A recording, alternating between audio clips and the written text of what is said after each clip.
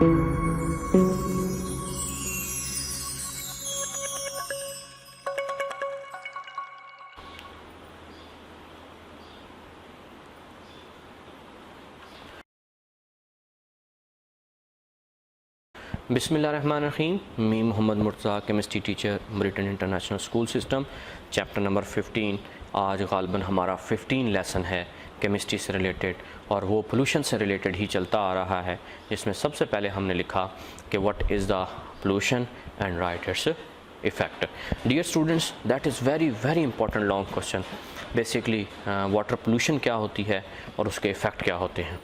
Dear student, ये topic आप पहले ऑलरेडी पढ़ चुके हैं। जब हम इंडस्ट्रियल इफ्लुएंस पढ़ रहे थे तो उस दिन मैंने आपको वाटर पोल्यूशन के बारे में बताया था।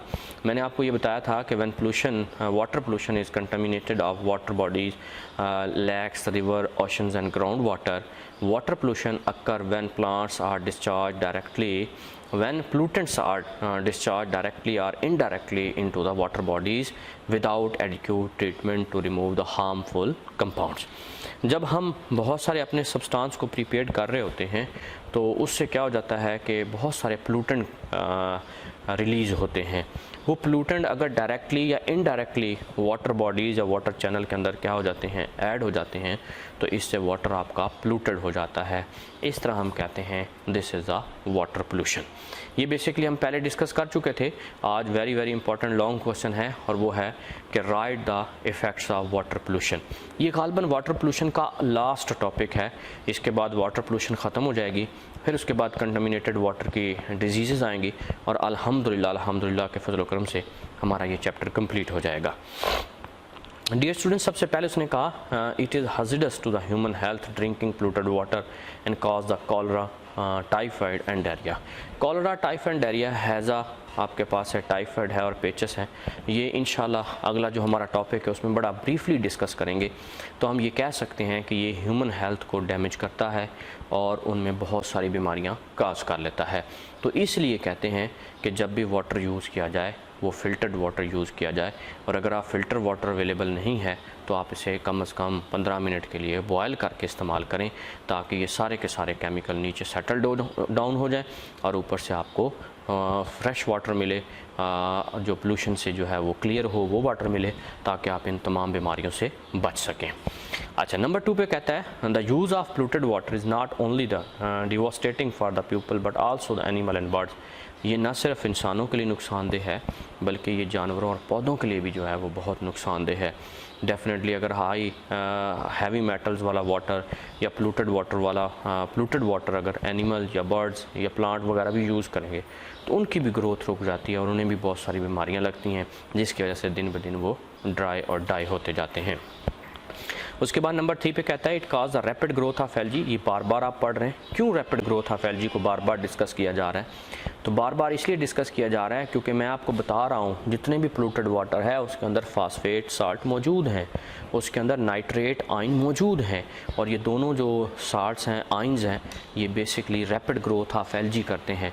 और रैपिड ग्रोथ ऑफ एल्गी होने की वजह से इनकी जैसे ही एल्गी की ग्रोथ बढ़ती है तो अपर सरफेस के ऊपर अगर आप गौर से देखें तो वहाँ पर ग्रीन एल्गी होने की वजह से फोटोसिंथेसिस का प्रोसेस होता है, जिसकी वजह से लोअर पोर्शन के अंदर डेफिशिएंसी ऑफ ऑक्सीजन हो जाती है और वहाँ सफिकेशन होती है और अल्टीमेटली प्लांट डाई हो जाते हैं। इसी तरीके से अगर आप गौर से देखें तो मछलियाँ भी जो हैं वो डाई हो जाती हैं क्योंकि उनको सफिकेशन होती है, डेफिशिएंसी ऑफ ऑक्सीजन होती है, और ये बेसिकली किसकी वजह से होता है? पोल्यूटेड वाटर की वजह से होता है।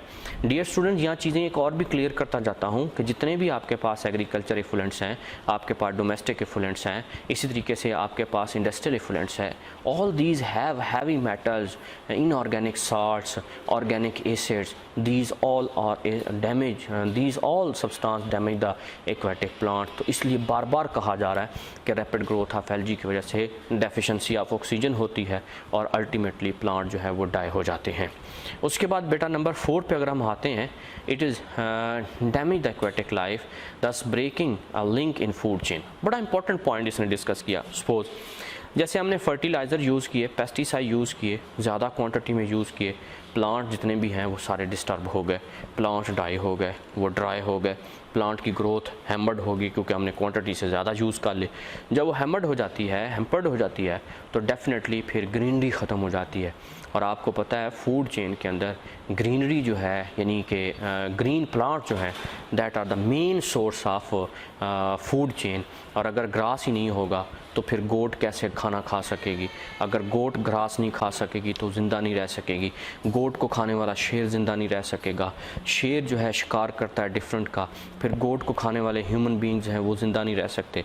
तो इसका मतलब है कि जैसे ही पोल्यूटेड वाटर प्लांट को डैमेज करते हैं तो ये न सिर्फ प्लांट को डैमेज करते हैं बल्कि पूरे इन्वायरमेंट को क्या कर देते हैं, डैमेज कर देते हैं, जिससे फोटोसिंथेसिस प्रोसेस रुक जाता है और सारी की सारी चीज़ें डिस्टर्ब हो जाती हैं और फूड चेन भी डैमेज हो जाती है। नंबर 5 पे जाते हैं, reduce the aesthetic quality of lakes and rivers. Aesthetic quality खूबसूरती, जैसे आज से अगर 20 साल पहले 50 साल पहले अगर आप झील सैफुल मलूक का विज़िट करते तो वो बहुत ही खूबसूरत लगती है, ऐसे लगता है जैसे जन्नत के नज़ारों में से एक नज़ारा है। लेकिन अगर आज आप वहाँ जाकर देखें तो आपको ऐसे लगता है जैसे हर तरफ उसके गार्बेज पड़ा हुआ है, कचरा ही कचरा पड़ा हुआ है, क्योंकि जो लोग भी वहाँ विज़िट करने जाते हैं, सैर करने जाते हैं, वो सारे के सारे एफुलेंट जो हैं वो उसके अंदर यूजेज जितना भी है वो सारा उसमें डाल देते हैं, जिससे अल्टीमेटली उसकी जो एस्थेटिक क्वालिटी है वो आहिस्ता आहिस्ता कम होती जा रही है, उसकी खूबसूरती कम होती जा रही है। अगर आप शहरों को देखते थे तो पहले शहर और देहात बड़े खूबसूरत ग्रीन नज़र आते थे, अब दिन ब दिन उनकी ग्रीनरी और ख़ूबसूरती कम होती जा रही है क्योंकि वहाँ पोल्यूशन ज़्यादा होती जा रही है। उसके बाद लास्ट पॉइंट है, it is unfit for cleaning and washing purpose.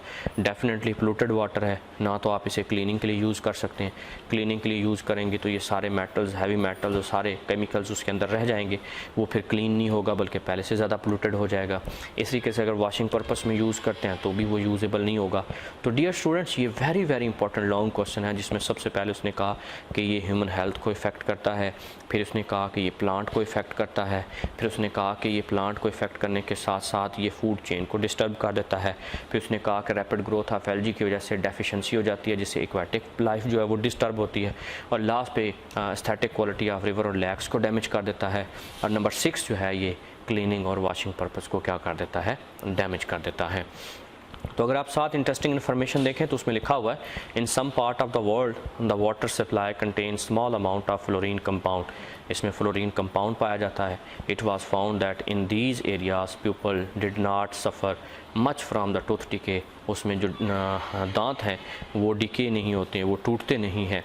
इसी के साथ साथ this is because the compound of fluorine protect the teeth from decay, that's why many toothpaste contain the fluorine compound। तो आपने देखा जितने भी हम टूथपेस्ट इस्तेमाल करते हैं उनमें ज़्यादा क्वांटिटी किसकी पाई जाती है, वो फ्लोरीन की पाई जाती है, जो कि हमारे टीथ के ऊपर एक लेयर बना लेती है जिससे वो डैमेज नहीं होते, वो डिके नहीं होते, वो आहिस्ता आहिस्ता ख़त्म नहीं होते, बल्कि उसी तरीके से हार्ड और स्ट्रेंथन रहते हैं।